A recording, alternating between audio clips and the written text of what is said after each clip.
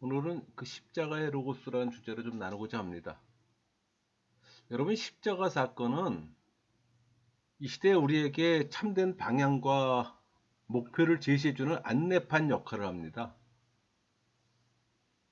그러니까 과거에서 미래까지 인류 역사를 섭리하시는 하나님의 사역의 핵심이 돼요. 여러분, 십자가는 하나님 섭리 속의 핵심 코어입니다. 종교인들이 진리를 벗어나 헤매는 이유는 바로 십자가의 원리에서 벗어났기 때문이에요. 그래서 예수님을 깊이 알고 체험하기 위해서 십자가 사건을 묵상해야 합니다. 그럼 성령 하나님은 신앙과 관계된 깊은 진리들을 여러분에게 계시해 줄 겁니다. 여러분, 십자가의 도는 십자가의 메시지를 의미합니다. 십자가의 도라는 말을 많이 들어봤을 겁니다. 십자가 메시지를 의미하는 거예요. 여기서 도는 헬라어로 그 로고스를 번역한 말이에요. 성경에서 로고스를 말씀으로 또 번역되어 있습니다. 그러니까 로고스를 기독교 강요에서는 성육신 전에 예수 그리스도로 설명해요. 그러니까 강단에서 말씀이 선포할 때 예수 그리스도를 선포하잖아요. 그거는 성육신 하신 예수 그리스도를 선포하는 겁니다. 근데 그 선포된 복음이 듣는 이로 하여금 성령의 역사가 일어날 때 그 성육신 예수 그리스도가 성육신 하기 전에 예수 그리스도로 들어가는 거예요. 그게 로고스예요. 여러분, 십자가는 기독교의 세 가지 진리를 내포합니다. 그리스도의 죽음은 죄인들을 위한 대속의 죽음이 있잖아요.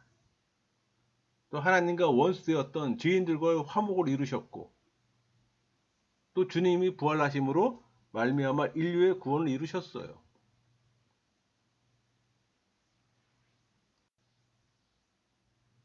여러분, 십자가는 죄에 대한 승리의 출발점이에요.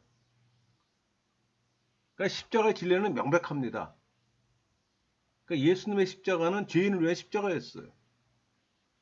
이 원죄로 말미암는 죄의 경향성으로 인간의 영혼이 타락했잖아요. 그러므로 인류의 구원을 원하시는 하나님 계획의 핵심은 다시 시작해야 하는 재창조의 진리가 있는 거예요.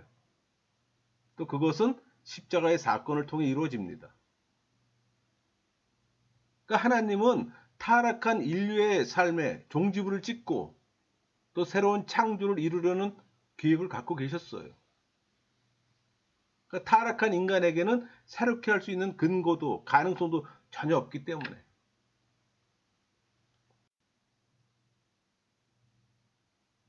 여러분, 십자가는 또 세속에서 승리의 출발점입니다. 그러니까 우리가 죄를 향해 죽는 경험이 있기 위해서는 우리가 십자가의 죽음에 동참해야 합니다. 그러니까 십자가의 진리가 실제적으로 적용된 신앙인들만이 이 죄와의 분리를 경험하게 되는 거예요. 마치 사이에 골짜기를 두고 있는 듯한 죄와의 격리를 체험하게 될 겁니다. 또 부활의 주님과 연합함으로 우리의 죄 문제가 해결되기 때문에 이 주 안에 있는 자신의 위치를 굳게 지키고 또 불신자들의 영혼을 접할 때 궁일의 마음이 생기는 거예요. 또 십자가는 육체에 대한 승리의 출발점입니다. 우리 갈라디아 5장 24절 그리스도 예수의 사람들은 육체와 함께 그 정욕과 탐심을 십자가에 못 박았느니라. 십자가 진리를 믿는 신앙인들은 육신의 정욕에서 해방돼 자유를 경험하게 됩니다. 여러분, 육신과 성령 사이에는 치열한 전쟁이 있어요. 왜? 육신과 성령이 본질적으로 상반되기 때문에. 여러분, 성령 세례 받았습니까? 그럼 여러분의 영혼은 전쟁터예요. 여러분, 우리 안에 있는 성령 하나님이 우리를 지배할 때 육신의 정욕은 사라지는 거예요. 성경은 십자가를 통해 성령 하나님이 우리 안에 있는 죄를 어떻게 처리하는지 그 비밀을 계시해 줘요. 그러니까 육신은 단지 정죄 있거나 잠자고 있는 것이 아니라 십자가에 못 박혔다는 사실입니다.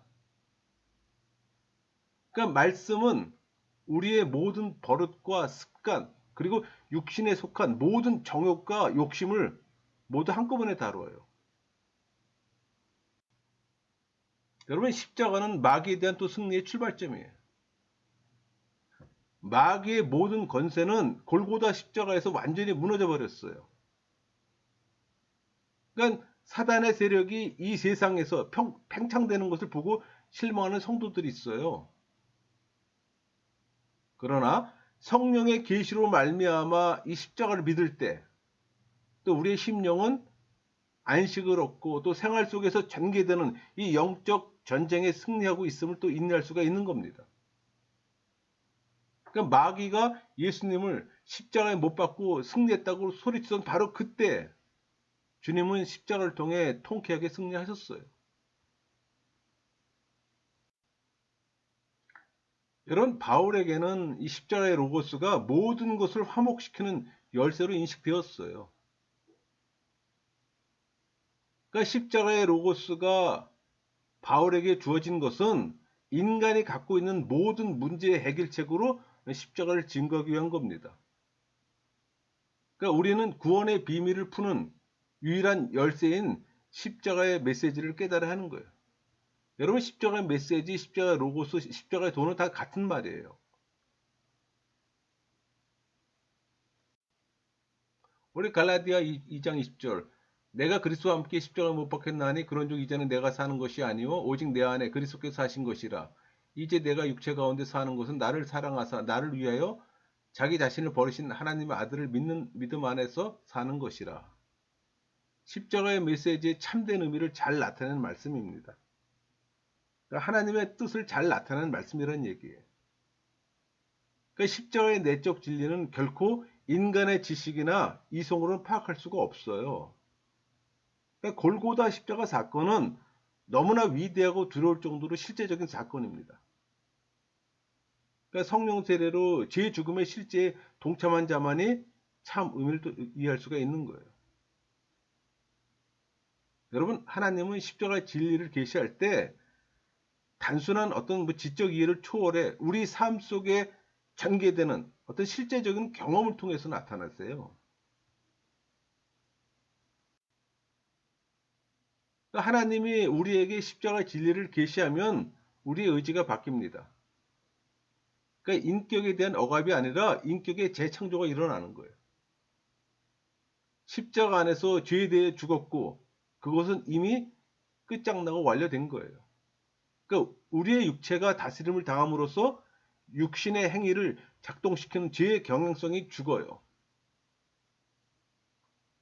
우리의 변화된 의지에서부터 외부적인 육신에 이르기까지 십자가에 지속적으로 동참합니다.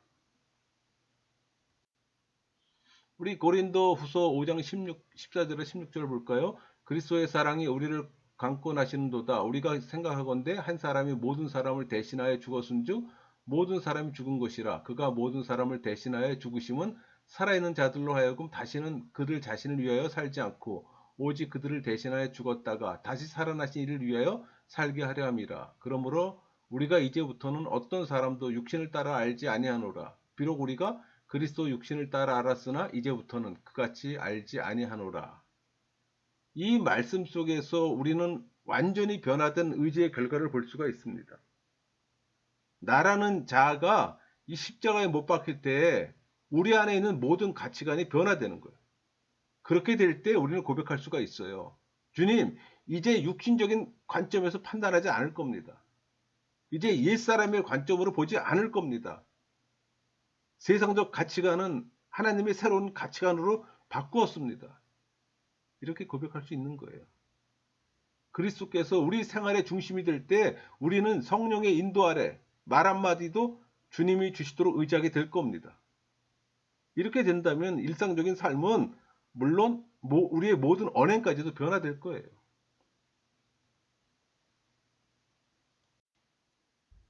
우리 요한복음 12장에서 24절에 26절을 볼까요? 내가 진실로 진실로 너에게 이르노니 한 알의 밀이 땅에 떨어져 죽지 아니하면 한 알 그대로 있고 죽으면 많은 열매를 맺느니라. 자기의 생명을 사랑하는 자는 잃어버릴 것이요 이 세상에서 자기의 생명을 미워하는 자는 영생하도록 보존하리라. 사람이 나를 섬기려면 나를 따르라. 나 있는 곳에 나를 섬기는 자도 거기 있으리니 사람이 나를 섬기면 내 아버지께서 그를 귀히 여기시리라. 여러분, 자연계의 지배 법칙이 있듯이 영적 세계에도 영적 법칙이 있음을 주님께서 암시하고 계시는 거예요. 열매를 맺기 위해 죽음의 법칙을 지금 계시하고 있어요. 주님께서는 자기를 따르는 사람들에게 열매를 맺기 위해 옛사람의 생명을 죽이라고 좀 말하세요. 하나님의 생명이 열매를 맺기 위해서 우리가 가지고 있던 옛 생명은 반드시 죽어야 합니다.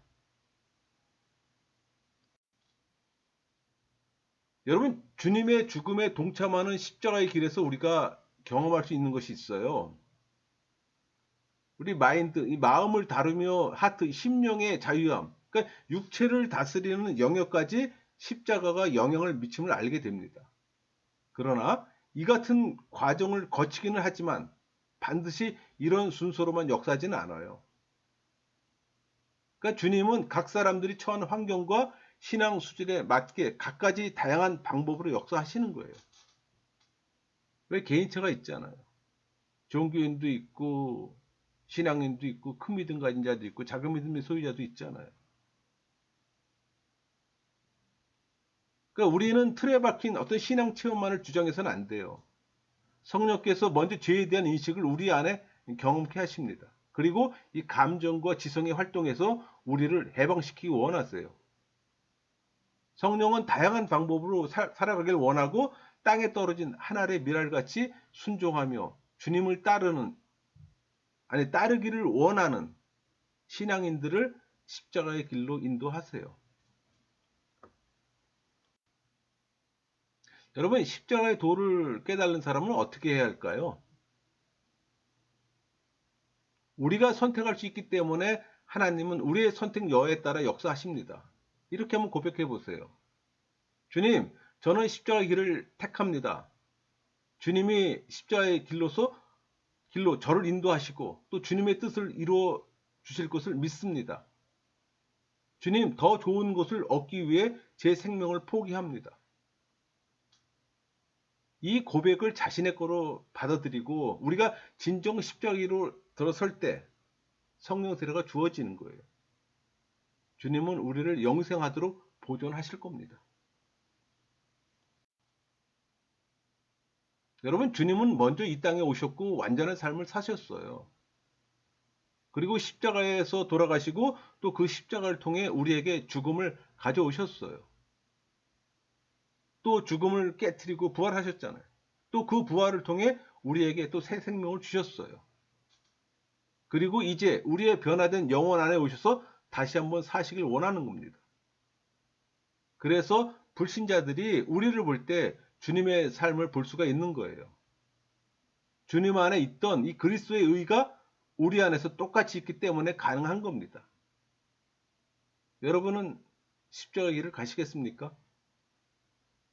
만일 여러분의 대답이 예라면 이제 성령께서 여러분을 전적으로 주관하시도록 또 여러분의 환경을 통해 성령의 방법대로 그 일을 이루실 수 있도록 조용히 맡기는 기도를 한번 해보세요.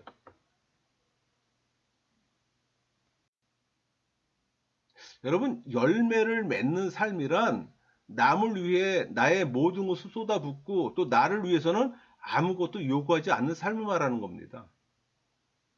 또 나 자신을 하나님께 맡기고 내게 무슨 일이 일어나도 상관치 않는 완전 항복이 십자가의 길이에요. 그래서 어려운 겁니다. 여러분, 그리스도의 죽음과 부활에 대한 진리는 서로 연결되어 있어요. 그러니까 죽음과 부활을 어떻게 보는가에 따라 신앙이나 어떤 실제적인 영적 삶은 영향을 받게 됩니다. 그러니까 부정적인 면에서 십자가의 죽음을 적용하지 않고서는 긍정적인 면에서의 영적인 생명력이 나타나질 않아요. 그러나 우리가 이 부정적인 죽음의 진리만을 강조하면 실제적으로 또 영적 죽음 가운데 빠져서 삶의 어떤 긍정적 부분들을 잃어버리게 됩니다. 또 반대로 긍정적인 부활의 생명만을 주장하면 옛 아담의 본성적인 생명을 처리할 수 있는 이 죽음의 역사가 상실돼요. 그러니까 새 피조물을 원하시는 성령의 사역이 방해를 받게 됩니다. 그래서 우리의 옛사람이 십자가 죽음을 통해 처리될 때만 그리스도의 생명력이 우리의 삶을 지배하게 되는 겁니다. 그래서 죄의 인식이 구원의 시작이라고 말하는 이유가 바로 거기에 있는 겁니다.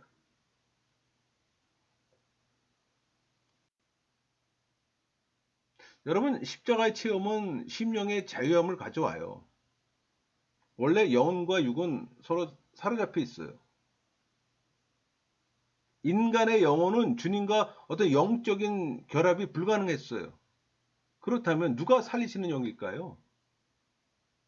하나님은 우리 안에 어떻게 십자가를 적용하시고 또 어떻게 우리의 옛사람의 생명을 죽음으로 넘겨 또 우리의 심령을 해방시키시고 그리스도와 그리스도 어떤 영과 결합시킬까 질문할 수 있잖아요.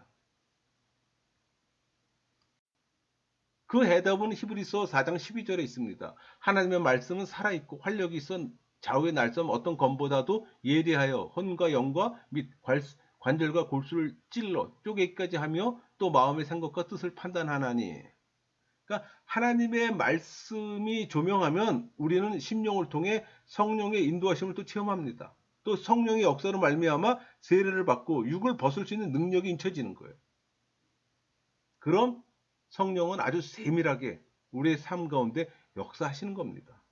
우리를 도우시며 또 예수 그리스도를 인격적으로 또 개인적으로 친밀하게 알아가게 되는 거예요.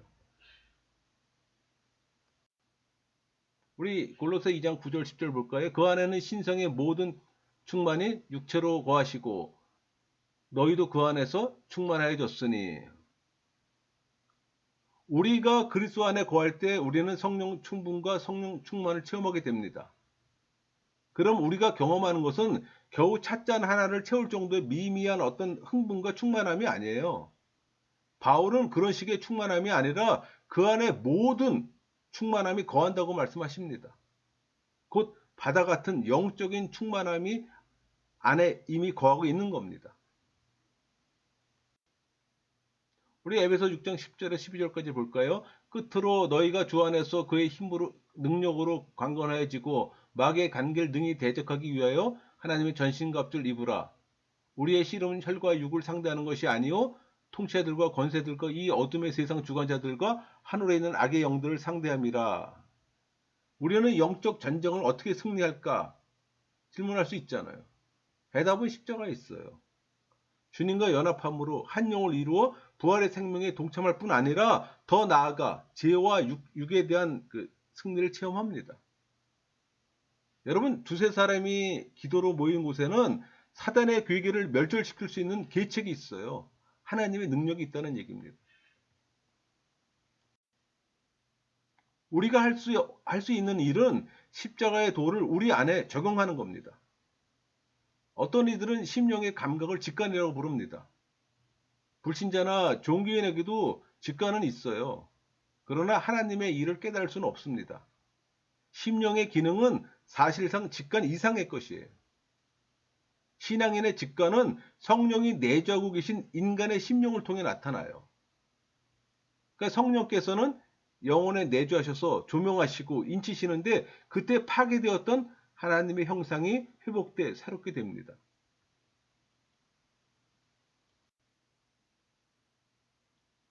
우리 로마서 12장 2절 너희는 이 세대를 본받지 말고 오직 마음을 새롭게 함으로 변화를 받아 하나님의 선하시고 기뻐하시고 온전하신 뜻이 무엇인지 분별하도록 하라. 사도 바울은 오직 마음을 새롭게 함으로 이렇게 권면합니다. 그 결과 지성도 영적으로 변화돼 하나님의 신령한 것들을 우리 마음으로 깨닫고 또 심령으로 알고 느끼고 감지할 수 있는 거예요. 여러분, 성령을 쫓아 행하려면은 성령의 사역에 마음을 둬야 합니다. 우리 로마서 8장 5절 6절. 육신을 따르자는 육신의 일을, 영을 따르자는 영의 일을 생각하나니 육신의 생각은 사망이요 영의 생각은 생명과 편안이니라. 여러분, 성령을 쫓아 행하려면 성령의 인도하심에 순종해야 됩니다. 로마서 8장 14절. 무릇 하나님의 영으로 인도함을 받는 사람은 곧 하나님의 아들이라.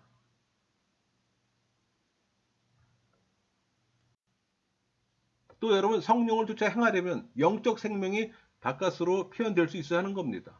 우리 요한복음 7장 38절 39절. 나를 믿는 자는 성경의 이름과 같이 그 배에서 생수의 강이 흘러나오리라 하시니 이는 그를 믿는 자들이 받을 성령을 가리켜 말씀하신 것이라. 예수께서 아직 영광을 받지 아니하셨으므로 성령이 아직 그들에게 계시지 아니하시더라. 여러분, 그 영적 전쟁에서 우리 인간의 심령의 능력에 대해 살펴보면은 신앙인들의 심령을 사용하실 때는 영적 전쟁 중에서도 조용해집니다. 악쓰며 소리 지르지 않아요. 여러분, 승리는 오직 조용하고 단순한 말씀 가운데 오기 때문이에요. 그러니까 신앙인들의 심령을 강건케 하고 원수들의 세력을 대적케 하시는 이는 성령 하나님 있잖아요. 여러분이 악쓴다고 되는 게 아니에요. 우리에게는 이같이 성령을 쫓아 행하는 십자가를 중심으로 한 영적 생활을 해야 되는 겁니다. 그게 습관화가 되어야 되는 거예요. 여러분, 골고다 십자가의 참된 의미를 내 것으로 만든다는 것은 골고다에서 일어났던 모든 외적인 사건들이 내 안에 그대로 재현되어야 한다는 말이 아니에요. 이것은 부활의 의미에서도 마찬가지입니다. 내가 부활의 참된 의미를 내 것으로 만들었다고 해서 주님이 무덤을 뚫고 나오셨듯이 내가 그 순간에 눈으로 볼 수 있는 어떤 외적인 부활을 실제로 경험했다는 뜻이 아니에요. 물론 우리가 뭐 언젠가 주님께서 재림하실 때 이런 부활을 실제로 경험하게 될 겁니다. 왜 오순절 사건의 외적인 현상을 지금도 기대할까요? 현대는 이미 성령이 계시된 시대인데 성령께서 구원받은 백성을 부르시고 눈에 보이지 않는 영적 교회를 세우시는 이 성령의 역사권 안에 있는 우리는 이미 들어와 있지 않은가요? 그렇다면 교회가 진정으로 알아야 할 이 골고다, 부활, 오순절의 내적 의미는 무엇이며 또 마귀가 빛의 천사로 가장해 교회 안에 들어와 거짓 이적과 역사를 일으키는 이유는 뭘까요? 이런 질문들의 답은 교인들이 먼저 십자가의 죽음과 부활의 생명 안에 깊이 뿌리 내리지 못한 상태에서 이 오순절의 능력과 은사들을 기대하기 때문입니다. 대다수의 교인들은 십자가를 단지 하나님의 관계를 맺기 위해 준비된 어떤 제사함의 자리로만 여길 뿐이에요. 그들 안에 역사하시는 옛사람을 십자가에 못 박아 무력하게 만들어버린 그 성령의 깊은 이 십자가의 사역을 무시한 채 오순절을 부르짖고 능력을 부여받겠다고 간구해요. 그러나 십자가의 도와 부활의 생명에 대한 진리를 깨닫고 그 안에 깊이 뿌리내린 이 신앙인의 삶만이 하나님의 어떤 능력을 받을 수 있는 유일하고 또 안전한 위치인 겁니다. 그래서 우리가 바르게 알아야 되는 겁니다. 여러분, 십자가의 기초가 전혀 없는 종교인들에게 만약에 성령의 능력이 부어진다면 얼마나 비극적인 일들이 일어날지 상상해 보세요. 광신교 집단이나 신비주의를 전락할 겁니다. 하나님께서 현대교회 안에 하늘로부터 오는 능력을 제한하고 계신 이유가 바로 여기에 있는 거예요.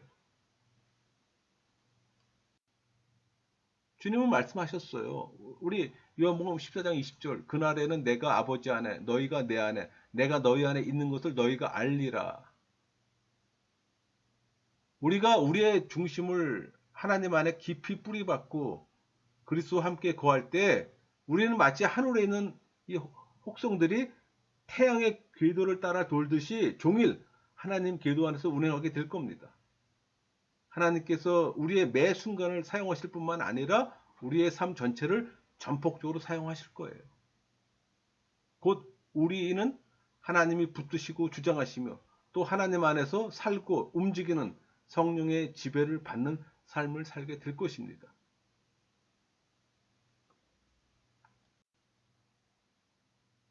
여러분, 오늘날 우리 그리스도인들이 연합을 이룰 수 있는 유일한 이유는 오직 십자가뿐입니다. 이는 예수님께서 십자가에 돌아가심으로 말미암아 중간에 막힌 담을 헐으셨어요. 원수된 걸 멸하셨기 때문입니다. 신앙인들은 그리스도의 몸에 속해서 새로운 어떤 피조물을 이루고 유대인도 이방인도 아니며 남자와 여자의 구별도 없이 하나님의 새 사람으로 지은 바가 되었어요. 그리스도를 머리로 모인 그 몸의 지체가 된 겁니다.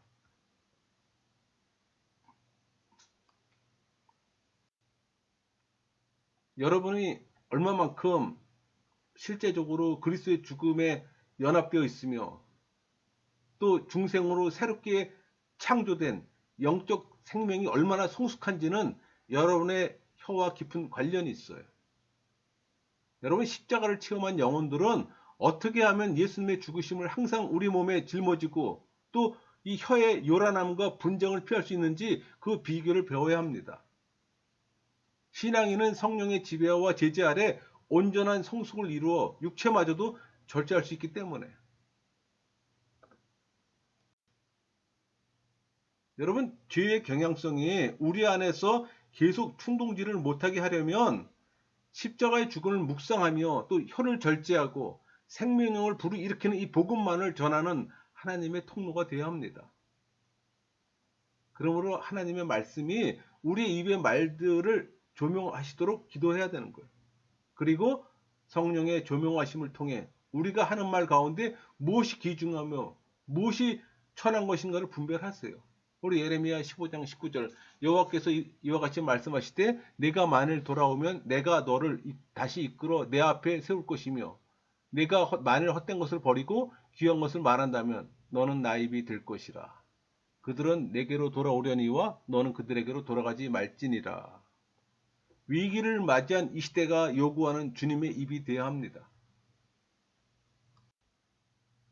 여러분, 십자가를 영적 생활의 어떤 중심축으로 삼고 또 십자가가 성령이 사역하시는 모든 일의 기초와 중심이 됨을 깨달을 때 부흥은 일어나는 겁니다.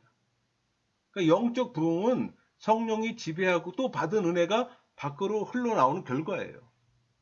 그러니까 성령의 은혜는 우리 안에 아주 민감한 영적인 감성을 부여합니다. 만일 우리가 어떤 영적 감각으로 반응할 수 있다면 성령과 동역하는 법을 쉽게 터득할 수 있고 또 내 영혼에서 성령이 어떻게 활동하는가를 다른 사람들 안에서 운행하시는 어떤 그 성령의 흐름도 쉽게 분별할 수가 있는 거예요. 문제는 종교인에게는 그런 현상이 전혀 없다는 겁니다. 여러분, 영적 부흥을 방해하는 몇 가지 요소가 있어요. 겸손하지 못하고 남을 용서하지 못하고 또 삶에서 분별력이 없어 성령의 역사를 가로막는 이 요소들을 방치할 때 말씀 선포할 때 교리로 말하지 않을 때 그러면 영적 부흥은 없는 거예요. 여러분, 영적 부흥의 방해 요소들을 없애기 위해서는 일단 심령이 깨끗해야 합니다. 교만한 마음을 굴복시키고 남을 정죄하지 말고 모든 것을 하나님께 맡김으로 순종해야 하는 거예요. 하나님으로부터 오는 빛으로 조명받아 생활 가운데 옳고 그른 일들을 분별하고 또 빛이 비추는 대로 즉시 성령을 근심케 하는 일들을 처리해야 하는 겁니다. 그러니까 하나님께 전적 의탁함으로 성령께서 주시는 말씀과 증거를 담대히 또 전해야 되는 겁니다. 또 영적 부흥에 따르는 위험 요소들이 있어요. 그러니까 경건한 삶이 아니라 육체적 감정이나 감각에 의해 행동하고 생각할 때 따르는 위험이에요. 또 성령의 사용을 모방하는 악한 영들로부터 일어나는 위험이 있습니다. 그러므로 영적 부흥을 놓고 기도할 때 영적 위험성이 따르는 것을 염두에 두고 기도해야 되는 거예요. 특별히 말씀으로 무장되어 영적 분별력을 얻도록 기도해야 되는 겁니다. 성령께서 역사하시는 이 영적 원칙과 사단이 역사하는 방법을 이해하고 주님이 주신 영적 분별력을 갖는다면 거짓 영들의 활동을 즉시 알 수가 있어요. 바울은 증거했습니다. 고린도전서 2장 1절 2절. 형제들아 내가 너희에게 나아가 하나님의 증거를 전할 때 말과 지혜의 아름다운 것으로 아니하였나니 내가 너희 중에 예수 그리스도와 그가 십자가 못 박히신 것 외에는 아무것도 알지 아니하기로 작정하였습니다. 바울은 유언을 남깁니다. 그게 디모데후서 4장 1절부터 5절까지 말씀이잖아요. 하나님 앞에 살아있는 자와 죽은 자를 심판하실 그리스도 예수 앞에서 그가 나타나실 것과 그의 나라를 두고 엄히 명하노니 너는 말씀을 전파하라. 때를 어떤지 못 어떤지 항상 힘쓰라. 범사에 오래 참음과 가르침으로 경책하며 경계하며 권하라. 때가 이르르니 사람이 바른 교훈을 받지 아니하며 귀가 가려워서 자기의 사욕을 따를 스승을 많이 두고 또 그 귀를 진리에 돌이켜 허탄한 이야기를 따르리라. 그러나 너는 모든 일에 신중하여 고난을 받으며 전도자의 일을 하며 내 책무를 다하라. 마지막으로 전도자로서의 어떤 바울의 영적 삶을 들여다보면 그는 분명하게 이미 계시된 십자가의 메시지만을 하나님의 능력으로 인정했어요. 그는 하나님의 말씀을 혼잡히 아니하고 오직 진리를 나타내므로 사람들을 구원하기 원했고 또 그의 진실한 메시지와 또 청결한 삶을 통해 사람들의 양심에 호소했던 겁니다. 간절히 바라기는 그와 똑같은 심령이 우리에게도 있어 우리도 새로운 능력과 시각으로 십자가의 도를 전할 수 있도록 도전받고 권능받기를 원합니다. 말씀 마치겠습니다.